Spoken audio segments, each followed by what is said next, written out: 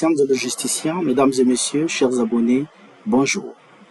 Vous êtes une fois de plus les bienvenus sur votre chaîne YouTube Académie des logisticiens, votre plateforme d'apprentissage, bien évidemment, dans le domaine du transport et de la logistique. C'est toujours votre humble formateur, Didi Chance Ambia, expert CEMAC, consultant international et coach de carrière en gestion logistique et transport. Vous avez également la possibilité de me contacter directement via WhatsApp à travers le 00242 06 828 79 15. Avant de découvrir ensemble la thématique faisant l'objet de cette présentation, je vous invite, très chers logisticiens, à visualiser avec moi cette vidéo. J'espère que vous avez très bien visualisé cette image. Regardez la taille de cet entrepôt. En tant que logisticien, on peut quand même se permettre de se poser un certain nombre de questions du genre: est-il possible de gérer cet entrepôt si et seulement si on n'a pas acquis les compétences nécessaires pendant l'apprentissage théorique? Voici donc la principale question qu'un vrai logisticien doit se poser pour lui permettre de se préparer, pour lui permettre, autant pour moi, de mieux se préparer en conséquence. La logistique, c'est un bon métier, oui, mais c'est aussi un métier qui comporte des risques. Et c'est tout à fait pour répondre à de telles questions qu'aujourd'hui je vous propose une thématique très importante. Il s'agit du modèle de Wilson. Eh bien, aujourd'hui nous allons apprendre sur le modèle de Wilson. Allons ensemble découvrir le plan de cette vidéo. J'ai préféré structurer cette vidéo en 6 points à savoir: premier point, définition du modèle de Wilson. Importance du modèle de Wilson, c'est le deuxième point. Troisième point, les hypothèses du modèle de Wilson. Quatrième point, les limites du modèle de Wilson. Cinquième point, la formule du modèle de Wilson. Et enfin, un cas pratique qui va donc nous permettre de bien assimiler le modèle de Wilson. Allons-y directement au premier point qui n'est autre que la définition du modèle de Wilson. Alors, de façon beaucoup plus littéraire, comment peut-on définir le modèle de Wilson? D'abord, cette petite histoire. Le modèle de Wilson a été exposé à l'origine par l'ingénieur américain Ford Whitman Harris en 1913. Et ce n'est qu'en 1934 que le consultant en ressources humaines Wilson réussit à développer la formule. Encore appelé Economic Order Quantity, le modèle de Wilson est une méthode de calcul mathématique permettant de connaître la fréquence et la quantité de commandes à passer auprès d'un fournisseur pour assurer la bonne gestion des stocks. Alors vous avez donc compris que pour assurer la bonne gestion des stocks, il faudrait obligatoirement maîtriser, comprendre qu'est-ce que c'est le modèle de Wilson. Allons-y au deuxième point qui porte sur l'importance du modèle de Wilson. Quelle est l'importance du modèle de Wilson? Le modèle de Wilson garantit l'optimisation de la gestion des stocks dans une entreprise. Je reprends, le modèle de Wilson garantit l'optimisation de la gestion des stocks dans une entreprise. Donc c'est un modèle qui permet aux logisticiens de bien optimiser la gestion des stocks dans une entreprise. Dans cette phrase, qui n'est autre que l'optimisation de la gestion des stocks, on peut quand même se permettre de se poser la question qui est celle de savoir qu'est-ce que c'est l'optimisation. Parce que ce concept revient très souvent dans notre formation en transport et logistique. Mais pour comprendre l'optimisation de la gestion des stocks, je pense qu'il est quand même important de comprendre d'abord qu'est-ce que c'est la gestion des stocks. Donc, nous allons dans un premier temps comprendre la gestion des stocks et ensuite l'optimisation de la gestion des stocks. Alors, qu'est-ce que c'est la gestion des stocks? Dans la vidéo précédente, nous avions défini la gestion des stocks comme étant un ensemble de stratégies mises en place par un gestionnaire de stock permettant de garantir la disponibilité des produits au moment de l'expression d'un besoin, tout en évitant le surstockage et le sous-stockage. Donc, un gestionnaire de stock, c'est celui-là qui doit s'assurer que les stocks sont toujours disponibles afin de répondre aux besoins des utilisateurs, surtout au moment de l'expression de leurs besoins. Mais tout ceci en évitant bien évidemment le surstockage et le sous-stockage. Et qu'est-ce que c'est le surstockage et le sous-stockage? Alors nous allons donc commencer par le surstockage, qui n'est autre que le fait d'avoir un niveau de stock trop élevé dans un entrepôt. Nous avons cette image. Imaginez que ce conteneur est le seul espace de stockage pour une entreprise quelconque. Et donc, le gestionnaire de stock a acheté une quantité beaucoup plus importante, à tel point que le conteneur est déjà rempli, mais il reste encore un certain nombre de cartons en dehors du conteneur. Et c'est ça le surstockage. Donc, la marchandise commandée est supérieure à l'espace de stockage. Qu'en est-il du sous-stockage? Contrairement au surstockage, le sous-stockage, excusez-moi, ici c'est le sous-stockage normalement. Le sous-stockage, c'est le fait d'avoir un niveau de stock trop faible ou trop bas. À titre d'exemple, nous avons un conteneur avec des cartons bien empotés, mais nous constatons très bien que dans ce conteneur, il y a encore de l'espace qu'un gestionnaire de stock pouvait bien évidemment optimiser, c'est-à-dire empoter d'autres cartons. Et c'est ça le sous-stockage. Donc, d'un côté, nous avons l'image du surstockage et de l'autre, nous avons l'image du sous-stockage. Pourquoi doit-on éviter le surstockage et le sous-stockage dans une entreprise? Parce que dans la définition de la gestion de stock, nous avions dit qu'il s'agit tout simplement de l'ensemble des stratégies mises en place par un gestionnaire de stock afin de disponibiliser un produit au moment de l'expression d'un besoin. Mais tout ceci en évitant le surstockage et le sous-stockage. Pourquoi doit-il alors, à votre avis, éviter le surstockage et le sous-stockage? On va toujours commencer par le surstockage, qui est défini comme le fait d'avoir un niveau de stock trop élevé. Alors imaginez si vous avez un niveau de stock trop élevé, cela va bien évidemment nécessiter à l'entreprise d'avoir plusieurs entrepôts de stockage, afin donc de garantir ou de bien protéger ses produits. Mais chaque entrepôt, ici nous avons un exemple de 3 entrepôts, imaginez chaque entrepôt est connecté au réseau d'électricité et les 3 entrepôts vont donc payer des factures d'électricité bien évidemment.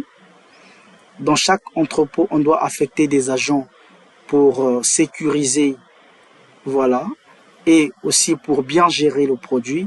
Dans chaque entrepôt, on doit avoir des engins de manutention. Donc, vous comprenez que le fait d'avoir un niveau de stock beaucoup plus élevé occasionne les dépenses pour une entreprise. Voilà pourquoi on dit que le surstockage augmente le coût de possession ou de détention de stock.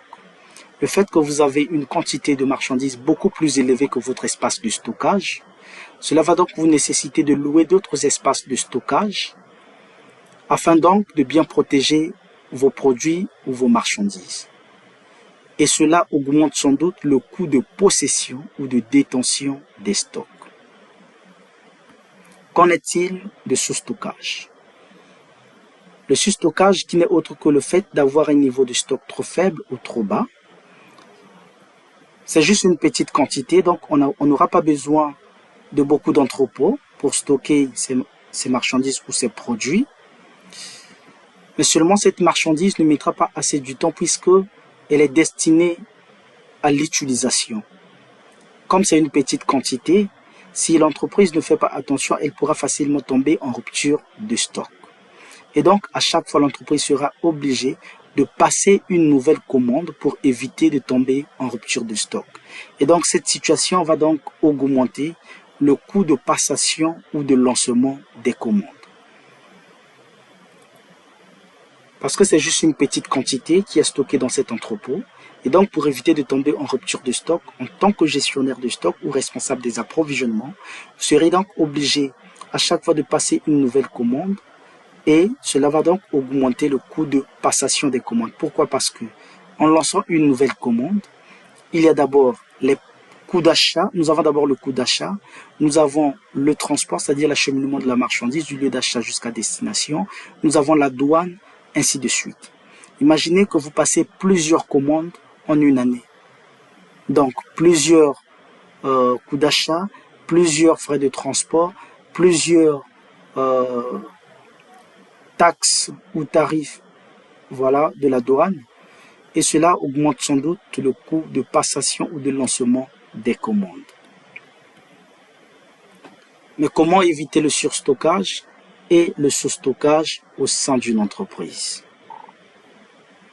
Alors regardez très bien. Le surstockage, c'est le fait d'avoir une quantité supérieure à l'espace de stockage. Le sous-stockage, le fait d'avoir une quantité très inférieure à l'espace de stockage.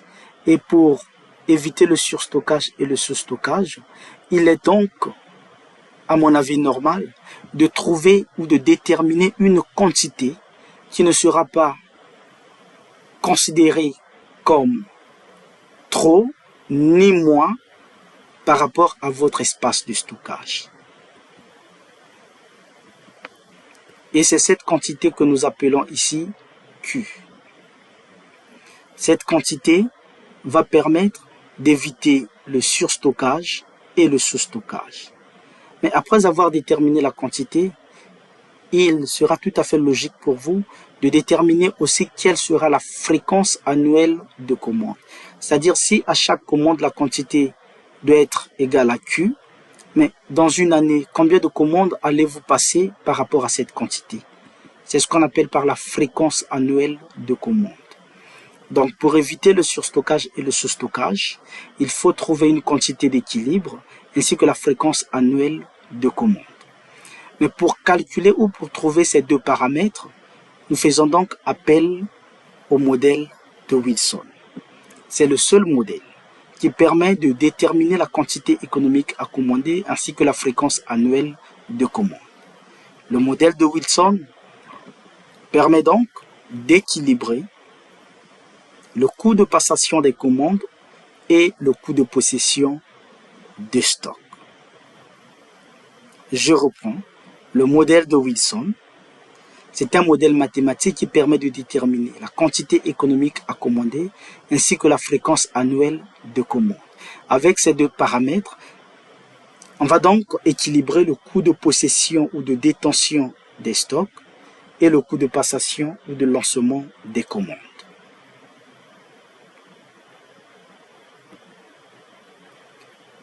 Voyons maintenant quelles sont les hypothèses du modèle de Wilson. Avant d'utiliser le modèle de Wilson, il faut d'abord vérifier si oui ou non les hypothèses sont respectées. Quelles sont ces hypothèses? Il en existe plusieurs, mais je les résume en deux. Les hypothèses retenues par Wilson sont les suivantes. La demande annuelle ou périodique est connue et certaine. La consommation est régulière. Les quantités commandées sont constantes. La pénurie, les ruptures de stock sont exclues. Peut-être avec un exemple pratique, vous allez bien comprendre les hypothèses du modèle de Wilson. Nous sommes par exemple en 2024 et nous avons déjà les prévisions pour l'année 2025. Donc le cabinet d'expertise Académie des logisticiens en 2025 va utiliser 200 marqueurs pour le mois de janvier, 150 marqueurs pour le mois de février, ainsi de suite. Donc la consommation prévisionnelle de 2025 en marqueurs est estimée à 2400. Alors qu'est-ce que vous constatez? La demande annuelle c'est 2400. Elle est déjà connue d'avance, pourtant nous sommes en 2024. Ou encore la demande périodique. Pourquoi périodique? Parce que nous connaissons déjà la demande ou la consommation de chaque fin du mois.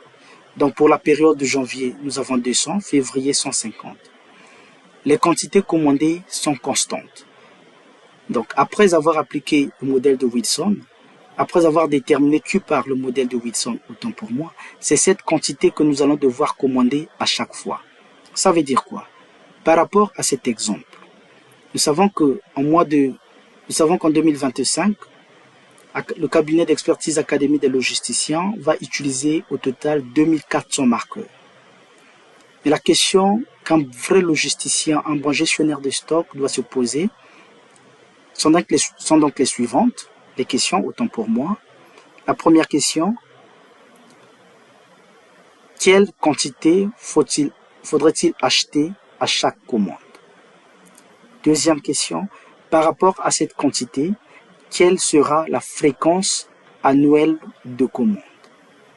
D'abord, à chaque commande, quelle sera la quantité nécessaire de marqueurs? Et par rapport à cette quantité, combien de commandes allons-nous passer en 2025?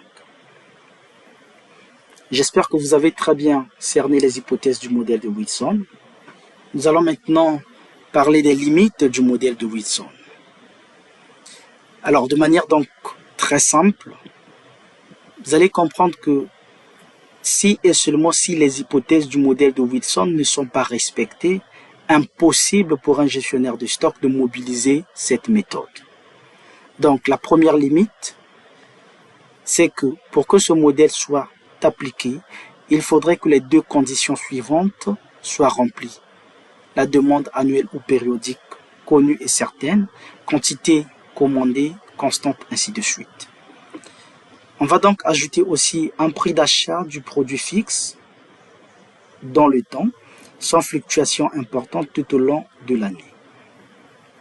Parce que quand on calcule la quantité économique à acheter via le modèle de Wilson, c'est par rapport également au prix d'achat déjà fixé par le marché.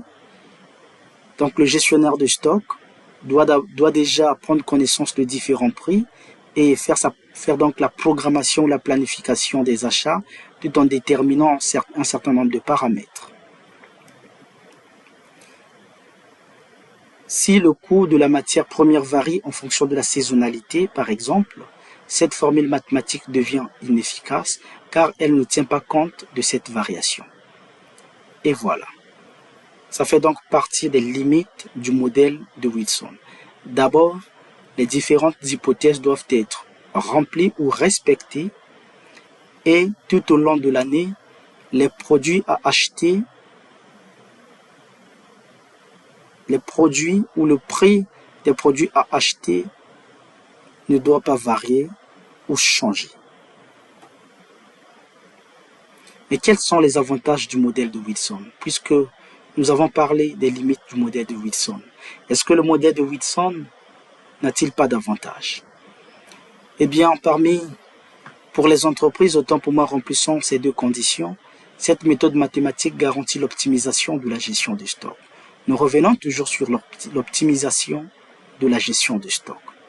Donc, le modèle de Wilson garantit l'optimisation de la gestion des stocks. En effet, cette méthode présente un certain nombre d'avantages parmi lesquels nous pouvons citer la minimisation des coûts d'acquisition de stockage et de stockage. Donc, le modèle de Wilson permet de minimiser les coûts d'acquisition ainsi que les coûts de stockage des produits. Il permet d'éviter le surstockage, mais assurer autant pour moi un stock suffisant pour répondre à la demande. Il permet de connaître la quantité exacte à acheter pour chaque commande. Il permet également d'éviter les ruptures de stock. Autant d'avantages que procure le modèle de Wilson. À mon avis, il est donc très important pour un logisticien de bien appréhender ce modèle. Parlons alors de la formule du modèle de Wilson. Démonstration de la formule, puisqu'il s'agit d'une formule mathématique. Déjà à l'équilibre de Wilson, il va falloir que le coût de passation des commandes soit égal au coût de possession de stock. Nous allons donc désigner CPA comme le coût de passation des commandes et CPO comme le coût de possession de stock. Posons donc l'équilibre de Wilson de façon mathématique. Le coût de passation des commandes égale au coût de possession de stock. Mais quelle est alors l'expression ou la formule du coût de passation des commandes? Qu'en est-il du coût de possession du stock? Le coût de passation des commandes égale au coût de passation d'une seule commande, PA, multiplié par le nombre annuel de commandes. Je reprends. Le coût de passation des commandes égale au coût de passation d'une seule commande multiplié par la fréquence annuelle de commandes ou le nombre annuel de commandes. Et le coût de possession de stock égale au taux de possession de stock fois le stock moyen en valeur. Le stock moyen en valeur, c'est tout simplement la quantité divisée par 2 multipliée par le prix unitaire. Connaissant la formule de CPA ainsi que celle de CPO, on peut bien évidemment remplacer CPA et CPO respectivement par leurs expressions. CPA égale à quoi? PA fois N. Donc nous avons ici le coût de passation d'une commande fois le nombre annuel de commandes égale au taux de possession de stock fois la quantité sur 2 fois PU, c'est-à-dire le prix unitaire. Alors ici nous avons quelle forme? Nous avons A égale à B sur C. En sous-entendant qu'au premier membre ici nous avons 1, donc le numérateur du premier membre va multiplier le dénominateur du second membre et le dénominateur du premier membre qui est 1 va multiplier le numérateur du second membre. Ça va donc nous donner ceci, 2 PAN égale à TQPU. En développant cette expression, voilà, on aura 2 PAN qui est égal à TQPU. Or, N, c'est-à-dire la fréquence annuelle de commande, égale à la consommation sur la quantité. On va donc remplacer N par sa formule ou par son expression dans cette équation. Donc, on aura 2 PA, on remplace N par son expression. Ça va donc nous donner 2 PA, N, c'est C sur Q, égale à TQPU. Au niveau du second membre, on sous-entend que nous avons toute cette expression divisée par 1. Pourquoi? Parce que tout nombre divisé par 1 est égal à ce nombre. Donc, ça va donc nous donner 2PAC égale à T. Le Q là va multiplier le Q du second membre. Ça va donc donner Q au carré. Nous avons d'abord T, ensuite Q fois Q carré fois PU. Voilà, le paramètre que nous voulons tirer, c'est Q carré. Q carré sera égal à quoi? Toute l'expression du premier membre, donc 2PAC divisé par TPU. Comme le Q est élevé au carré, pour enlever le carré, on ajoute tout simplement la racine carrée.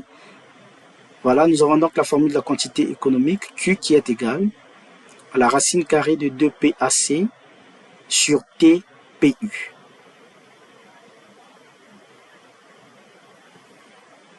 Alors mes très chers logisticiens, j'espère que vous avez très bien compris cette démonstration. Je vous conseille de reprendre cette démonstration sur une feuille, question de bien comprendre les différents paramètres également. Et donc, dans cette formule, ce que vous pouvez tout simplement retenir, c'est la formule de Q ainsi que celle de N. Pour calculer la quantité économique à commander, nous avons la racine carrée de 2 fois le coût de passation d'une seule commande fois la consommation annuelle divisé par le taux de possession de stock qui va multiplier le prix unitaire. Pour calculer la fréquence annuelle ou le nombre annuel de commandes, nous avons la consommation annuelle divisée par la quantité économique. Ce Q, c'est le Q qui sera déterminé par cette formule. Donc la quantité économique à commander. N sera égal à la consommation totale ou la consommation annuelle sur la quantité économique à commander. Passons alors, je vous invite à résoudre ensemble avec moi ce cas pratique. Tout d'abord, présentation des données du cas pratique. C'est un cas pratique qui part de la consommation prévisionnelle du cabinet d'expertise Académie des logisticiens pour l'année 2024 qui est estimé à 2400 marqueurs. Par ailleurs, on nous livre les informations suivantes. Le stock initial au 1er janvier, 350 unités. Le prix d'achat unitaire, 20 francs. Le coût de passation d'une commande, 60 francs CFA. Le taux de possession de stock, 9%, qui est égal à 0,09. Le délai d'approvisionnement, 2 mois. Travail à faire. Calculer la quantité économique à commander ainsi que le nombre annuel ou la fréquence annuelle de commandes. Passons donc à la correction de notre cas pratique. On reprend d'abord les données du cas pratique. La consommation annuelle ou consommation totale, 2400 marqueurs. Le stock initial au 1er janvier, 350 unités. Le prix d'achat unitaire, donc le prix d'achat d'un seul marqueur, 20 francs. Le coût de passation d'une commande. C'est-à-dire, si on passe une commande de marqueur, on va dépenser 60 francs. Le taux de possession de stock, 9%, qui est égal à 0,09. Le délai d'approvisionnement. C'est-à-dire, si on passe une commande de marqueur aujourd'hui, la livraison, on doit recevoir la livraison 2 mois plus tard. Alors, par rapport à toutes ces informations, on nous demande de calculer la quantité économique ainsi que le nombre annuel de commandes. D'après l'équilibre de Wilson, la quantité économique à commander, excusez-moi, ici il ne s'agit pas de Q carré, c'est plutôt Q étoile, Q astérisque, autant pour moi. Donc vous supprimez le carré, parce que en élaguant le carré, c'est ce qui nous a donné la racine carrée ici. Voilà. Et il s'agit de la racine carrée de toute cette expression. Ce n'est pas seulement la racine carrée du numérateur. C'est la racine carrée de notre équation.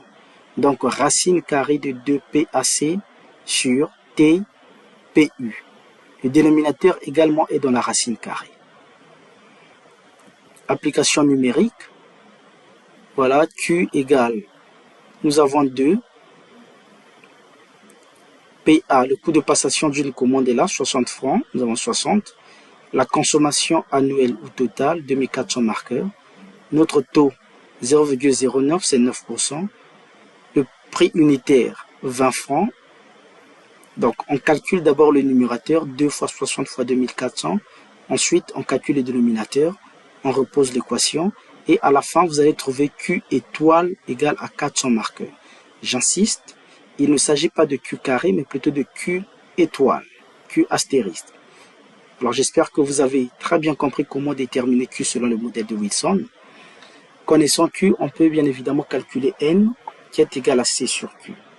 Application numérique directement, N sera égal à quoi? C, c'est la consommation totale ou consommation annuelle. 2400 marqueurs. Et notre Q, c'est 400. C'est la quantité économique à commander. Voilà, donc 2400 divisé par 400, nous avons N égale à 6 commandes. On va donc interpréter les paramètres du modèle de Wilson. Pour une consommation prévisionnelle de 2400 marqueurs en 2024, le responsable des approvisionnements du cabinet d'expertise Académie des logisticiens doit passer au total 6 commandes, mais à chaque commande, la quantité doit être égale à 400 marqueurs. Waouh! Et donc, avant, il était impossible de répondre à la question quelle quantité faudrait-il acheter à chaque commande et quel sera le nombre de commandes en 2024. Et c'est grâce au modèle de Wilson que nous avons parvenu à dégager ces deux paramètres. Donc, dorénavant, le gestionnaire ou le responsable du stock sait qu'en 2024, il aura à passer 6 commandes et à chaque commande, la quantité doit être égale à 400. Et quand vous faites par exemple 6 fois 400, ça va donc vous donner la consommation totale de 2024 qui est estimée à 2400 marqueurs. Vérifions alors l'équilibre de Wilson, puisqu'au départ, on avait posé la formule suivante, le coût de passation des commandes égale au coût de possession de stock. Il manque un P majuscule ici, donc le coût de passation des commandes égale au coût de possession de stock. Voilà. Donc, calculons par rapport, parce qu'on a déjà déterminé la valeur de N, il est maintenant possible de calculer le coût de passation des commandes, puisque le coût de passation d'une commande était de 60, et cette fois-ci, notre N est égal à 6, ça va donc nous donner 60 fois 6, et au niveau du coût de possession de stock également, le taux c'est 9%, 0,09, Connaissance de la quantité qui est égale à 400, donc divisé par 2, fois le prix unitaire 20. Et voilà, le coût de passation des commandes est égal à 3600 francs CFA. Et le coût de possession de stock également 360 autant pour moi. Le coût de passation des commandes est égal à 360 francs CFA. Le coût de possession de stock également 360 francs CFA. Qu'est-ce que nous constatons? Nous constatons que l'équilibre de Wilson est respecté. C'est-à-dire, si le responsable de stock ou le gestionnaire de stock passe 6 commandes en 2024 et à chaque commande la quantité est égale à 400, il y aura un équilibre parfait entre le coût de passation des commandes et le coût de possession de stock. En d'autres termes, on dira qu'il a évité le surstockage et le sous-stockage. Connaissant le coût de passation des commandes et le coût de possession de stock, il est tout à fait possible de calculer le coût total des approvisionnements. Et donc, le coût total des approvisionnements sera égal à quoi? Le coût de passation des commandes plus le coût de possession de stock. Application numérique, 360 plus 360, ça nous donne 720 francs CFA. Cette information peut bien permettre aux décideurs de l'entreprise d'allouer un budget de 720 francs CFA pour l'achat de marqueurs, pour l'achat de 2400 marqueurs en 2024. Alors mes très chers logisticiennes et logisticiens, j'espère que vous avez très bien compris le modèle de Wilson à travers cette formation. Vraiment, si vous avez aimé, j'ai besoin de votre coup de pouce, likez la vidéo, commentez et abonnez-vous massivement pour m'encourager à vous donner encore plus de connaissances. Merci pour votre aimable attention.